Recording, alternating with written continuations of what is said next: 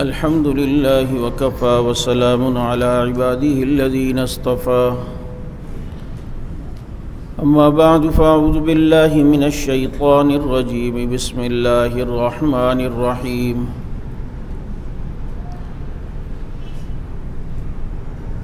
لا يحب الله الجهر بالسوء من القول إلا من ظلم قال تعالى في مقام آخر وسيجنبها الأتقى الذي يؤتي ماله يتزكى صدق الله مولانا العظيم ونحن على ذلك لمن الشاهدين والشاكرين والحمد لله رب العالمين. درود پاک.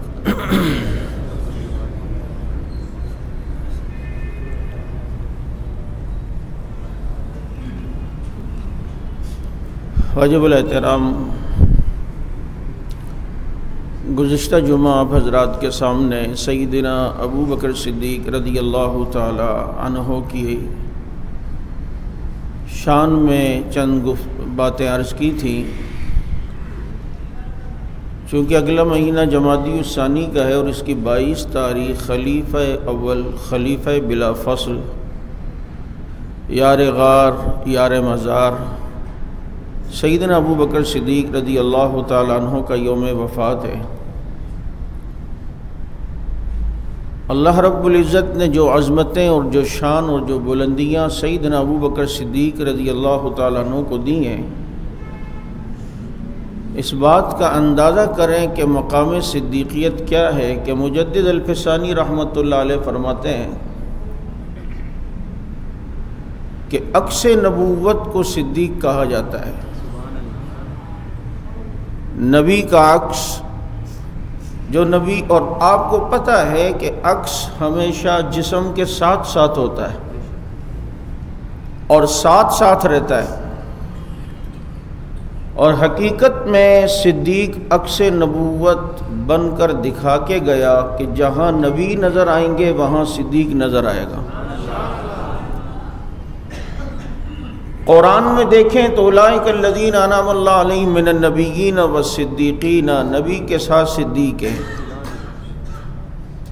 والذی جاء بالصدق وصدق بہ میں صدیق ہے. محمد الرسول اللہ والذین معہ میں یہ معیت کس کی طرف اشارہ ہے؟ لا تحزن ان اللہ معنا کی طرف. ادھر بھی نبی کے ساتھ صدیق ہے. غار میں دیکھو تو نبی کے ساتھ صدیق، مزار میں دیکھو تو نبی کے ساتھ صدیق، بازار میں دیکھو تو نبی کے ساتھ صدیق، بدر و احد و تبوک و حنین میں دیکھو تو نبی کے ساتھ صدیق، سفر میں دیکھو تو نبی کے ساتھ صدیق، حضر میں دیکھو تو نبی کے ساتھ صدیق، آج روزے میں دیکھو تو نبی کے ساتھ صدیق، کل میدان محشر میں دیکھو گے تو نبی کے ساتھ صدیق، حوض کوثر پر نبی کے ساتھ صدیق. آپ کو ہر جگہ نبی کے ساتھ صدیق ملے گا، یہاں تک کہ آپ دیکھیں کہ غار میں جگہ ایک ہے تو وہاں نبی کے ساتھ صدیق ملے گا.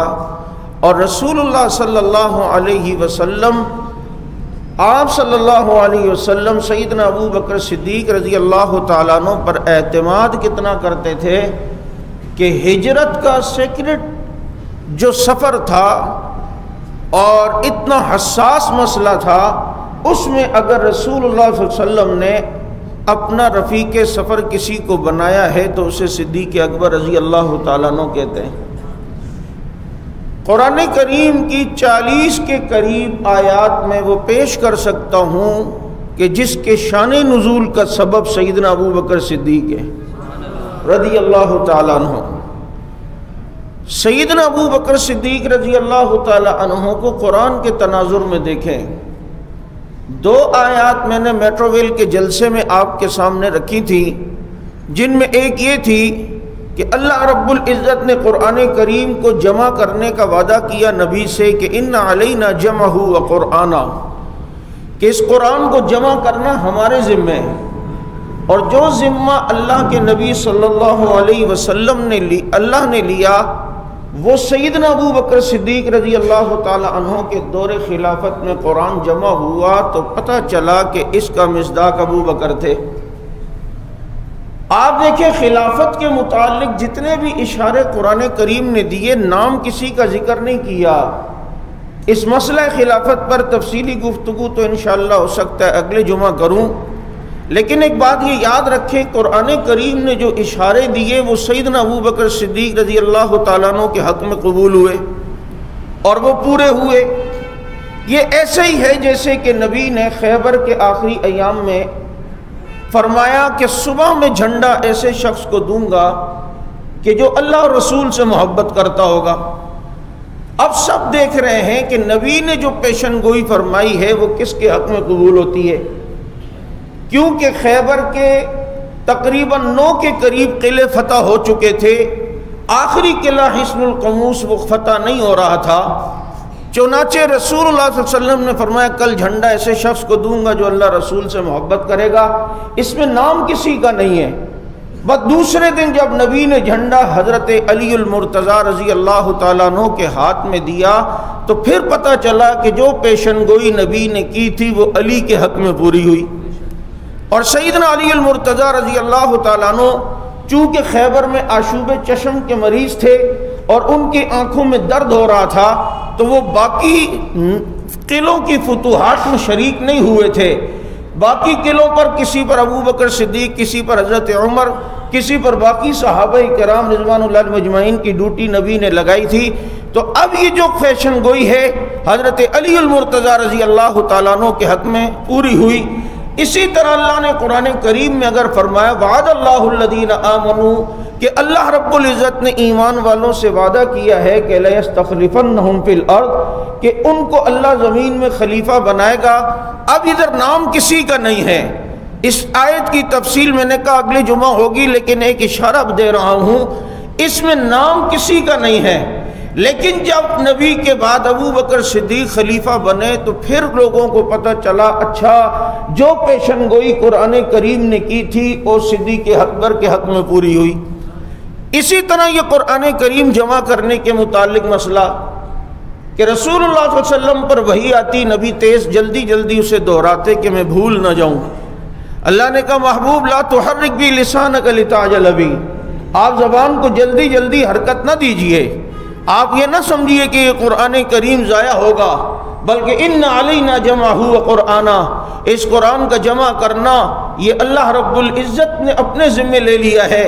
اب جو قرآن جمع کرنے کا ذمہ اللہ نے اپنے ذمہ لیا وہ پورا ہوا سیدنا ابو بکر صدیق کے دور میں، کیونکہ سیدنا ابو بکر صدیق رضی اللہ عنہ کے دور میں یہ قرآن کتابی شکل میں جمع ہوا۔ اسی طرح قرآن کریم کی ایک آیت ہے یا ایھا الذین آمنوا من یرتد منکم عن دینہ فسوف یأتی اللہ بقوم یحبهم ویحبونہ اذلۃ علی المؤمنین اعزۃ علی الکافرین یجاہدون فی سبیل اللہ ولا یخافون لومۃ لائم۔ اللہ نے کہا اگر فتنہ ارتداد ہوا اور تم میں سے کوئی مرتد ہوا، یعنی مرتدین کا اگر فتنہ آئے گا تو اس مرتدین کے مقابلے میں اللہ رب العزت ایسی قوم کو لائے گا جس قوم کی اللہ نے یہ صفات بیان کی، فرمایا یحبہم و یحبونا، اللہ ان سے محبت کرتا ہوگا، وہ اللہ سے محبت کرتے ہوں گے۔ اور پھر ان کی ایک نشانی یہ بتائی اعزۃ علی المؤمنین اذلۃ علی الکافرین، مومنوں پہ نرم ہوں گے، کافروں پہ وہ سخت ہوں گے۔ یجاہدون فی سبیل اللہ، اللہ کی راہ میں لڑتے ہوں گے۔ ولا یخافون لومۃ لائم، کسی ملامت کرنے والے کی پرواہ نہیں کریں گے۔ یہ چند نشانیاں اللہ نے مرتدین کے فتنے کے مقابلے میں آنے والے اس قوم کی ذکر کی ہیں، اور قرآن کریم نے اشارہ دیا کہ فتنہ ارتداد ہوگا، لوگ مرتد ہوں گے۔ اب یہ مرتد کون ہوئے؟ یہ چند 3-4 قبائل تھے کہ کچھ لوگ، اس میں بھی آپ وضاحت ذرا سن لیں کہ کوئی یہ نہ سوچے کہ نبی کے بعد نعوذ باللہ صحابہ مرتد ہو گئے۔ بات یہ نہیں، بات یہ کہ اگر کسی قبیلے سے ایک شخص اللہ کے نبی کے پاس ایمان لانے کے لیے آیا، نبی نے اسے دین کی دعوت دی، اب اس نے جا کر اپنی قوم کو کہا کہ بھائی دیکھو فتوحات اس نبی کی بڑھتی جا رہی ہیں، اب تمہاری مرضی ہے، ایمان لے آؤ تو تمہارے لیے فائدہ ہے، چنانچہ وہ کسی کے کہنے پر ایمان لائے، براہ راست نبی کے ہاتھ پر ایمان نہیں لائے، کسی کے کہنے پر وہ ایمان لائے، لیکن ابھی تک وہ دو طرف تھے، ظاہر میں مومن نظر آتے تھے، اگر مومنوں کا پلڑا بھاری ہوا تو یہاں ہو جائیں گے، کافروں کا پلڑا بھاری ہوا تو یہاں ہو جائیں گے۔ اب یہ بظاہر مومن بنے ہوئے ہیں، اب کسی کے کہنے پر یہ چند قبیلے مسلمان ہوئے اور وہ دور کے قبائل تھے، نبی کے جانے کے بعد وہ مرتد ہوئے، دین کو چھوڑ دیا، اسلام سے کھلی بغاوت کا اعلان کیا کہ بھائی جس کے لیے کہا تھا اب وہ نہیں ہے تو لہٰذا ہمیں اسلام کی بھی ضرورت نہیں۔ چنانچہ یہ فتنہ ارتداد یوں ہوا۔ یہ اس لیے میں کہہ رہا ہوں کہ یہ کوئی بھی جو مخلص صحابہ میں سے تھا، جو رسول اللہ صلی اللہ علیہ وسلم کے ہاتھ پر ایمان لائے تھا، وہ کوئی مرتد نہیں ہوا۔ یہ کسی کے کہنے پر اگر کوئی دور سے ایمان لایا، یہ وہ فتنہ ارتداد ہے جو نبی کے بعد ہوا۔ چنانچہ یہ مرتد، اب مرتدین کا فتنہ ہوگا، یہ قرآن نے پیشن گوئی کی ہے۔ اب اس کے مقابلے میں جو قوم آئے گی، میں نے کہا رب نے اس کی 5 نشانیاں بتائیں، یحبہم و یحبونا، اذلۃ علی المؤمنین اعزۃ علی الکافرین یجاہدون فی سبیل اللہ ولا یخافون لومۃ لائم۔ یہ نشانیاں پوری اللہ نے بتائیں۔ اب نام یہاں کسی کا ذکر نہیں کیا۔ اب نبی کے بعد فتنہ ارتداد ہوا، چند قبیلے مرتد ہوئے۔ اب اس کے مقابلے میں دیکھنا یہ ہے کہ آیا کون، مرتدین سے جہاد کس نے کیا، فتنہ ارتداد کو ختم کس نے کیا، فتنہ ارتداد کو جڑ سے کس نے اکھاڑا۔ تو سب متفق ہیں فتنہ ارتداد کے خلاف مقابلہ ہوا تو سیدنا ابو بکر صدیق رضی اللہ تعالیٰ عنہ کے دور خلافت میں ہوا ہے۔ تو یہ آیت جو پیشن گوئی کر رہی ہے اللہ کے محبوبین کی کہ وہ محبوبین اللہ کے ہوں گے جو ان سے لڑیں گے، وہ صدیق اکبر میں نشانیاں پائی گئیں۔ پہلی نشانی یحبہم و یحبونا، اللہ ان سے محبت کرتا ہوگا، وہ اللہ سے محبت کرتے ہوں گے۔ اعزۃ اذلۃ علی المؤمنین، مومنوں پہ نرم ہوں گے۔ کون ہے جو ارحم امتی بھی امتی ہے، جو اس امت میں سب سے زیادہ نرم ہے؟ اور اعزۃ علی الکافرین، کافروں پہ وہ سخت ہوں گے۔ صدیق اکبر کی سختی کا یہ عالم کہ جب منکرین زکوٰۃ کے خلاف اٹھے تو حضرت عمر نے فرمایا اللہ خلیفۃ الرسول ابھی اتنے فتنے اٹھ گئے، ایک ہی وقت میں ہر جگہ جہاد ہوگا تو مشکل نہیں ہوگی، ابھی منکرین زکوٰۃ کو بعد میں دیکھیں گے۔ صدیق جوش میں آ کے کہتے عمر زمانہ جاہلیت میں تو بڑا سخت ہوتا تھا، آج تیرے اندر نرمی کہاں سے آ گئی؟ خدا کی قسم جو نبی کے زمانے میں اونٹ کے ساتھ رسی بھی زکوٰۃ میں دیتا تھا، میں جب تک اس سے رسی بھی نہ لوں اس وقت تک میں ان کا مقابلہ کرتا رہوں گا۔ اتنی آج سختی نظر آئی کہ مرتدین کے خلاف مقابلہ کیا، مسلمہ کے خلاف مقابلہ کیا، منکرین زکوٰۃ کے خلاف مقابلہ کیا۔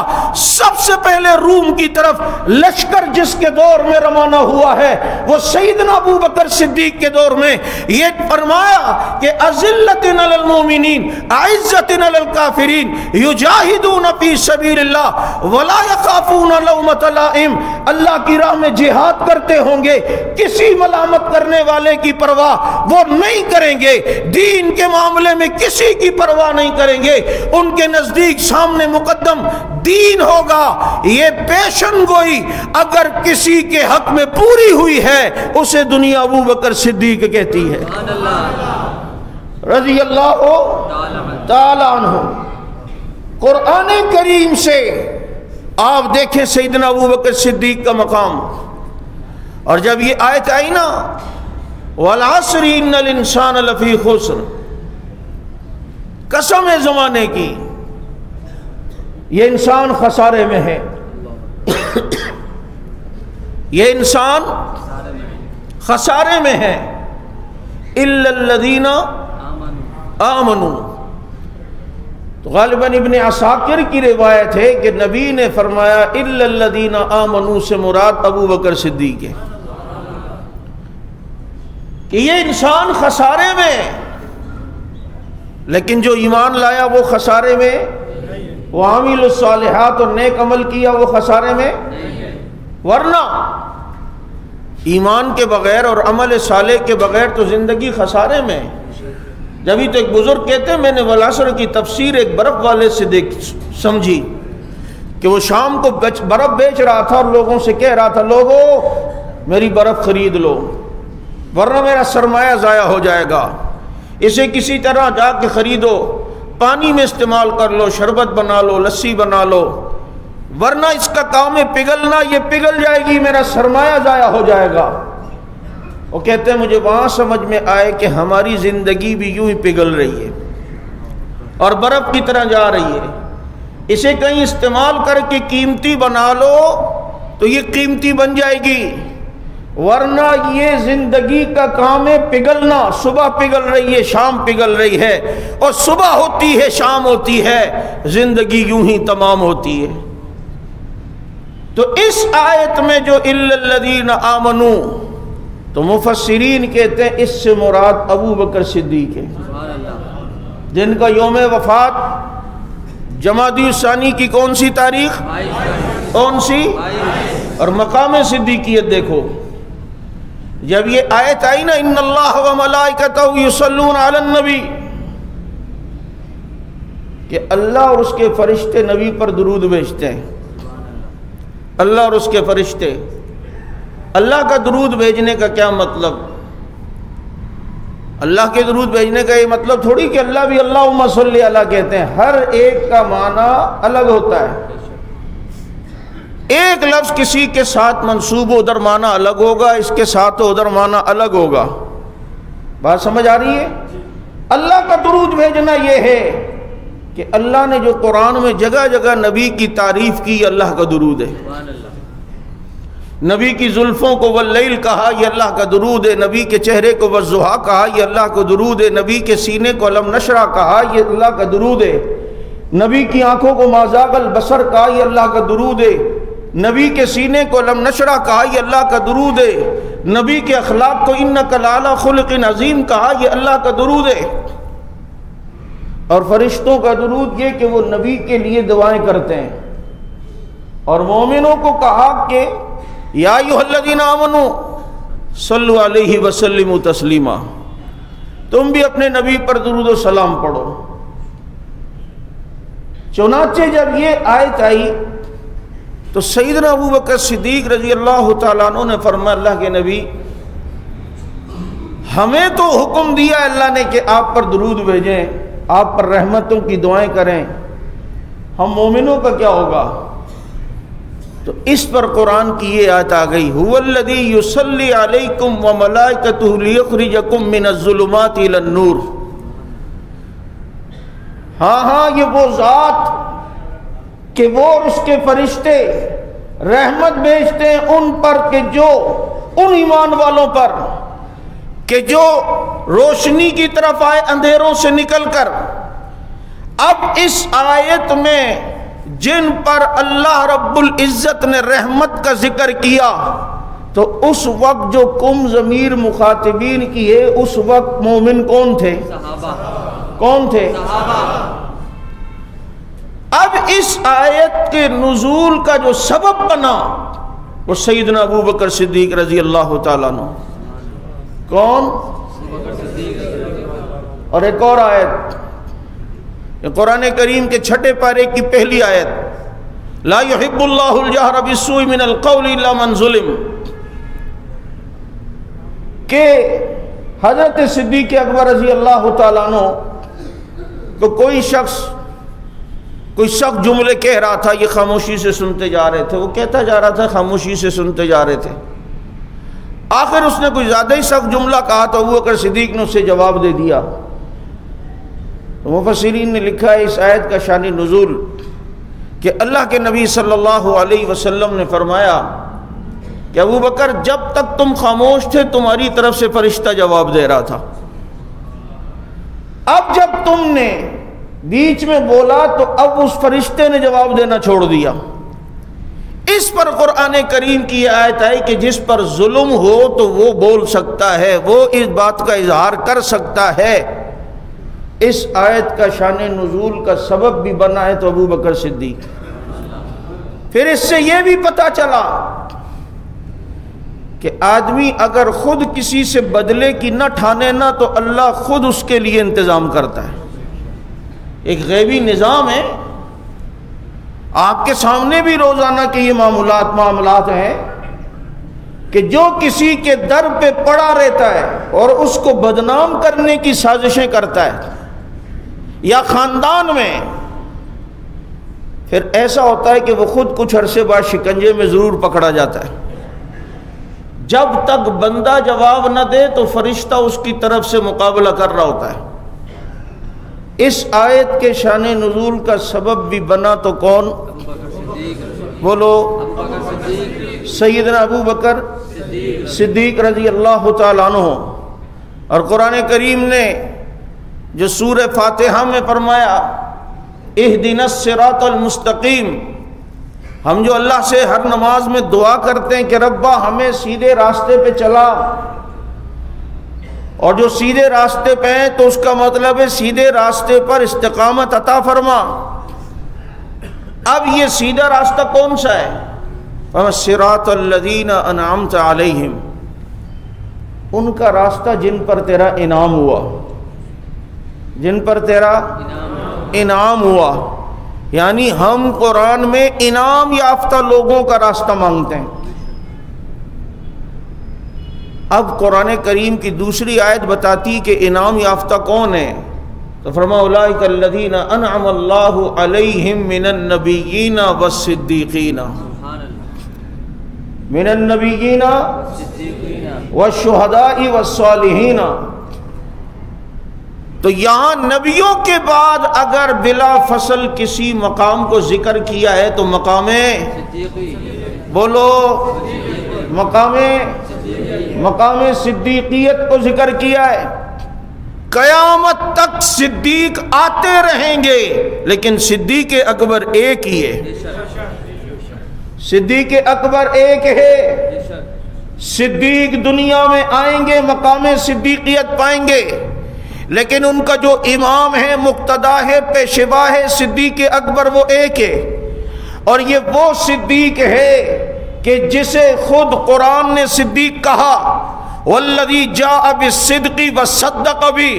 جب یہ نبی صدق لے کر آئے، سچائی لے کر آئے تو اس کی تصدیق کی گئی۔ تمام مفسرین نے لکھا ہے کہ یہاں وصدق بھی سے مراد ابو بکر صدیق ہے، یہاں تک کہ خود شیعہ تفسیروں میں بھی یہ بات مجموع البیان میں ہے، قمی میں ہے، کہ ادھر مراد ابو بکر صدیق ہیں رضی اللہ تعالی عنہ۔ اور یہ وہ صدیق ہے کہ جسے ساری امت نے صدیق کہا، جسے قرآن نے صدیق کہا۔ اور جب نبی معراج سے واپس آئے اور جب نبی نے فرمایا ایک رات میں ہو کر آیا ہوں، تو صدیق اکبر نے فرمایا اشہد انک نبی حقا، میں گواہی دیتا ہوں کہ آپ سچے نبی ہیں۔ وہاں مقام صدیقیت دیکھ، صدیق کی شان دیکھ۔ جب صدیق نے فرمایا اشہد انک نبی حقا، میں گواہی دیتا ہوں آپ سچے نبی ہیں، تو فوراً نبی نے فرمایا اشہد انک صدیق حقا، میں گواہی دیتا ہوں کہ صدیق سچا ہے۔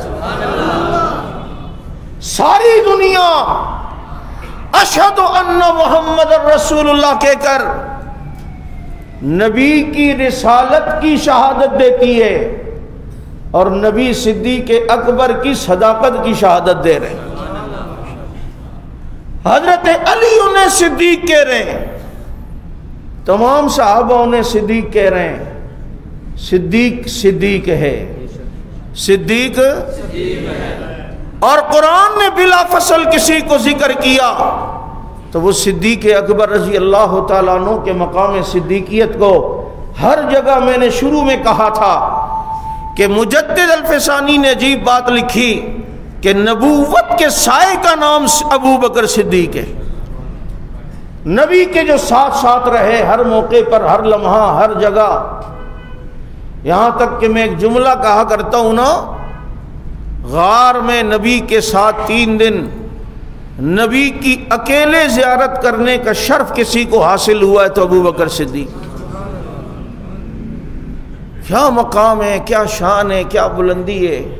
آج کسی پیر صاحب کے ساتھ، آپ کے کوئی لیڈر ہو ان کے ساتھ آپ کو تنہائی میں کوئی 1-2 منٹ مل جائیں تو آپ خوشی سے پھولے نہ سمائیں۔ جو 3 دن اپنی گود میں لٹا کر نبی کو دیکھ رہا ہو اور اس طرح دیکھ رہا ہو اور کوئی نہ ہو اور تنہائی ہو، میں کہتا ہوں سارے صحابہ عظیم ہیں لیکن سب نے نبی کو جلوت میں دیکھا، ایک ابو بکر ہے جس نے نبی کو خلوت میں دیکھا۔ 3 دن اپنی گود میں کیا سلایا؟ رب نے کہا تجھے ساری زندگی محمد کے قدموں میں سلا دوں گا۔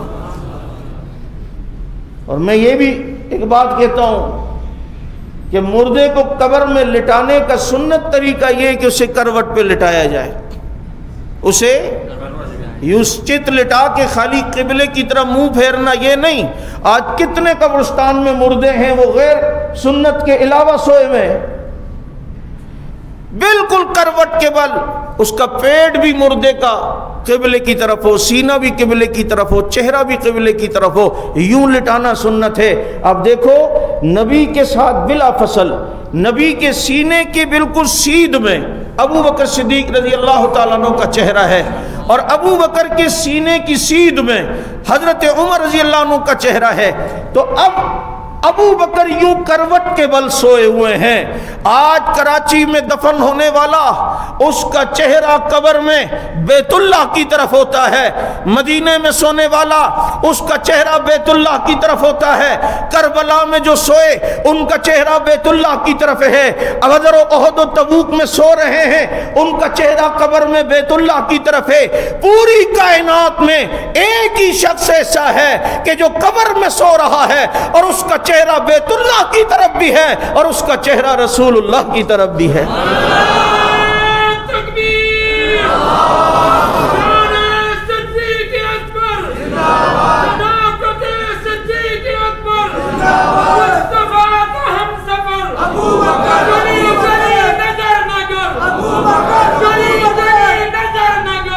ایک ہے اور وہ صدیق اکبر رضی اللہ تعالیٰ عنہ، کوئی ان کا اس صفت میں شریک نہیں ہے، اور سو بھی رہا ہے تو بلا فصل، بلا زور سے بلا کہ تمام اہل سنت کا مسلمانوں کا یہ عقیدہ ہے کہ نبی کے بعد بلا فصل اگر کوئی خلیفہ ہے تو ابو بکر صدیق رضی اللہ تعالیٰ عنہ، اور تمام صحابہ کی موجودگی میں آخری ایام میں نبی نے مصلی پر ابو بکر صدیق رضی اللہ تعالیٰ عنہ کو کھڑا کیا۔ اس پہ سب متفق ہیں یا نہیں؟ یہ سب کو پتہ ہے یا نہیں؟ اور آپ جانتے ہیں جہاں ایک ہی طرح کے علماء ہوں، جہاں علم والے بھی ہوں عمل والے بھی ہوں، تو مسئلہ یہ لکھا ہے فقہا نے کہ جو ان میں سب سے بڑا عالم ہو وہ آگے ہوگا۔ اگر علم میں بھی تقریباً برابر ہیں تو جو سب سے بڑا متقی ہو وہ آگے ہوگا۔ تقوی میں بھی لوگ ہیں تو اب ان میں جو سب سے بڑا قاری ہے وہ آگے ہوگا، یا جو سب سے زیادہ شرف و بزرگی میں مشہور ہے پھر وہ آگے ہوگا۔ جہاں بہت سارے علماء اور وہاں کوئی امام نہ ہو، ایسا نہ ہو کہ بھی نماز کھڑی ہو تو آپ میں سے ہر ایک آگے آ جائے، کیونکہ آپ تو سارے میرے سے علم میں اور تقوی میں شرافت میں بڑھیں۔ تو یہاں کا مسئلہ نہیں ہے، جہاں کوئی امام نہ ہو مختص، وہاں سارے اس طرح کے ہوں تو وہاں پر امامت کے لیے وہ اس کو آگے کرو جو قرات میں ماہر ہو، قرآن بہترین پڑھتا ہو، جو علم میں ان میں سب سے زیادہ ہو، جو تقوی میں ان میں سب سے زیادہ ہو، جو شرافت اور بزرگی میں ان سے سب سے زیادہ ہو۔ اب ذرا ہم دیکھتے ہیں میرے پیغمبر آخری ایام میں بیمار ہیں، اب میرے نبی کا کوئی کام وحی کے بغیر نہیں ہوتا، وما ينطق عن الهوى ان هو الا وحی یوحى، چنانچہ یہاں سارے صحابہ موجود ہیں، تقوی عمر کا بھی ہے، اولئک هم الصادقون میں عثمان بھی ہے، اولئک هم الصادقون میں علی و حسن و حسین بھی ہیں، اولئک هم الصادقون میں باقی سارے صحابہ ہیں، لیکن اب ان میں دیکھنا ہے کہ یہ سارے صادق ہیں لیکن ان میں صدیق کون ہے، یہ سارے متقی ہیں لیکن ان میں اتقا کون ہے، یہ سارے عالم ہیں لیکن ان میں عالم کون ہے، یہ سارے شجاع ہیں لیکن ان میں اشجاع کون ہے، یہ سارے بزرگ ہیں لیکن ان میں سب سے زیادہ بزرگی کس میں ہے؟ تو یہ ساری نشانیاں صحابہ میں سب سے زیادہ جس میں پائی جاتی تھی کہ تقوی میں ان سب سے آگے، علم میں ان سب سے آگے، قرات میں ان سب سے آگے، شرف و بزرگی میں ان سب سے آگے، قرابت رسول ہونے میں ان سب سے آگے ابو بکر صدیق تھے، اس لیے امامت کی بڑی نشانیاں ان میں تھی۔ تو میرے پیغمبر نے فرمایا مرو ابا بکر فلیصلی بالناس، ابو بکر سے کہو کہ لوگوں کو نماز پڑھا لے۔ اس کی تائید اس سے بھی ہوتی ہے کہ معراج میں جہاں سارے نبی ہیں، نبی ہوتے ہیں، انبیاء ہیں، لیکن اب دیکھو نا ان میں جو سب سے اچھا، پھر ایک نشانی یہ بھی لکھی ہے کہ ان میں جو سب سے زیادہ خوبصورت ہو اسے آگے کھڑا کیا جائے، احسن ہو۔ حضرت صدیق اکبر خوبصورت اتنے تھے، جبھی تو مدینے گئے، مدینے والے نبی کو جانتے نہیں تھے چہرے سے، تو کوئی صدیق کو نبی سمجھ کے پہلے ہاتھ ملا رہا ہے، کوئی نبی کو نبی سمجھ کے پہلے ہاتھ ملا رہا ہے، کیونکہ سراج منیرہ کی روشنی براہ راست پڑ رہی تھی نا، سراج منیرہ کی روشنی براہ راست لگ رہی تھی، اور 3 دن خوب وہ روشنی لے کر آئے ہوئے تھے، راستے کے سفر کی روشنی الگ۔ اب معراج میں سارے انبیاء ہیں، تمام انبیاء کی موجودگی میں، جو سب سے بڑا عالم ہے، جو ان میں سب سے بڑا بزرگ ہے، جو ان میں سب سے بڑی کتاب والا عالم ہے اور سب سے بڑی کتاب کی قرات کرنے والا ہے، جو ان میں سب سے زیادہ شرف و بزرگی میں جناب شرف و بزرگی رکھتا ہے۔ اب نبی سارے افضل ہیں، سارے اعلیٰ ہیں، لیکن ان میں جو ان باتوں میں سب سے اونچا ہے وہ امام الانبیاء ہے۔ تو اللہ نے بھی میرے نبی کو نبیوں کا امام بنایا، اور میرے نبی نے پھر سارے صحابہ کی موجودگی میں ابو بکر صدیق کو صحابہ کا امام بنایا۔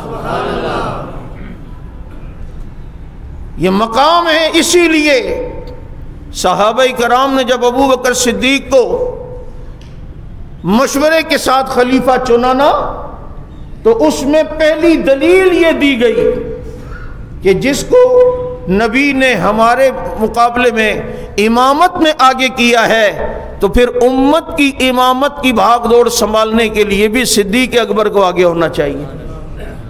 کس کو؟ اور پھر ہوا۔ اب نبی علیہ الصلوۃ والسلام نے ساری امت کا امام کس کو بنایا؟ سیدنا ابو بکر صدیق رضی اللہ تعالیٰ عنہ۔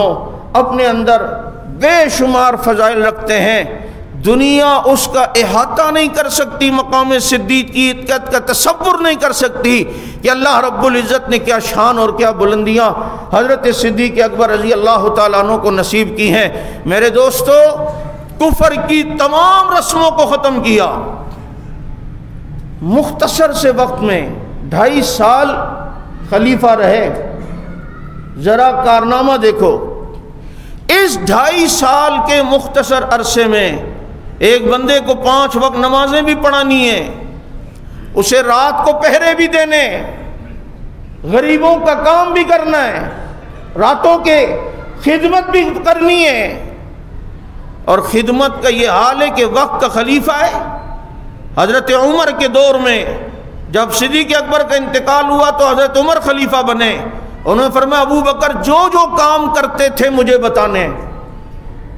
کسی نے کہا کہ ادھر سودا خود لاتے تھے، میں لاؤں گا، اس گھر کا جھاڑو خود دیتے تھے، کہتے میں کروں گا، سب کام بتائے۔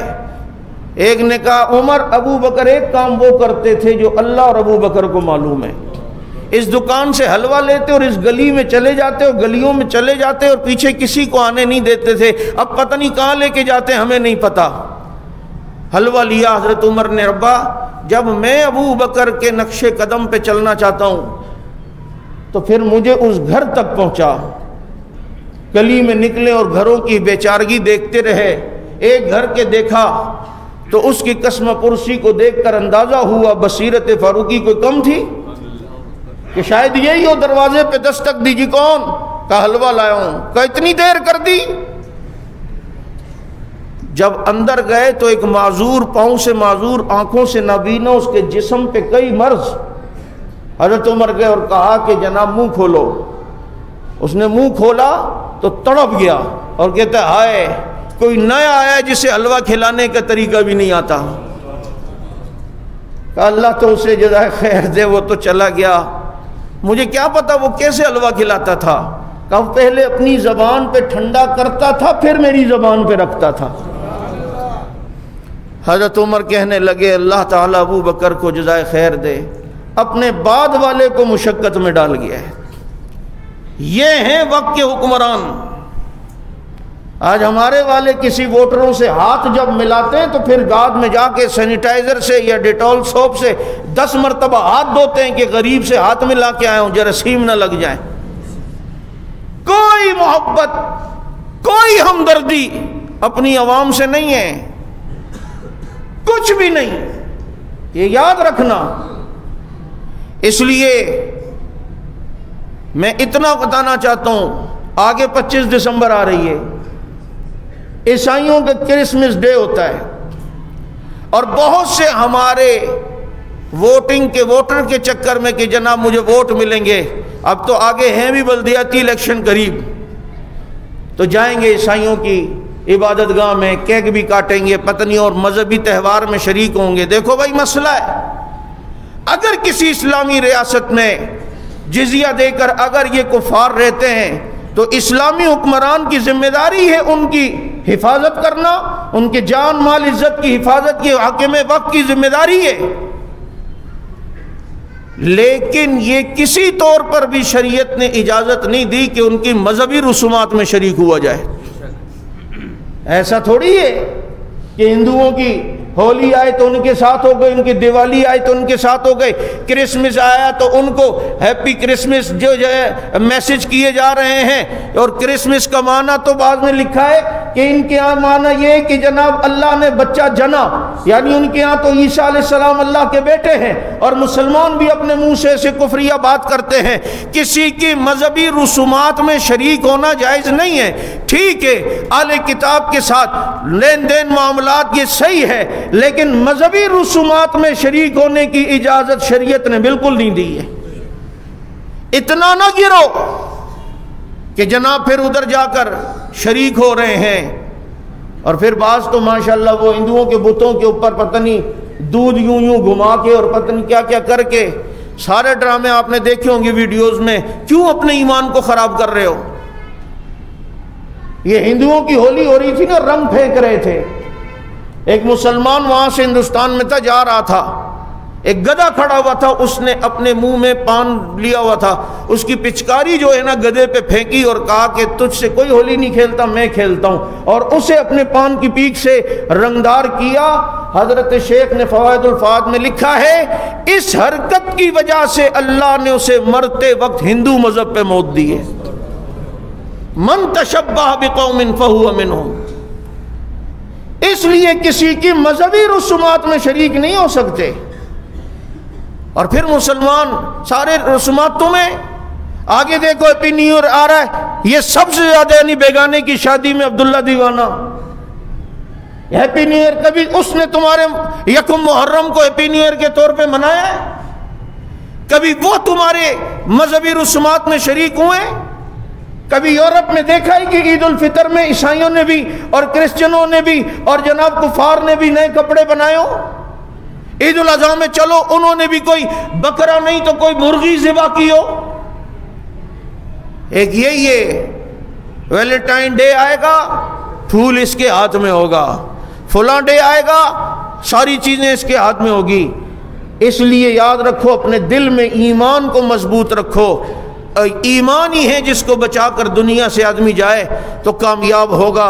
اللہ رب العزت ہمیں سمجھ عمل کی توفیق عطا فرمائے۔ وآخر دعوانا الحمد للہ رب العالمین۔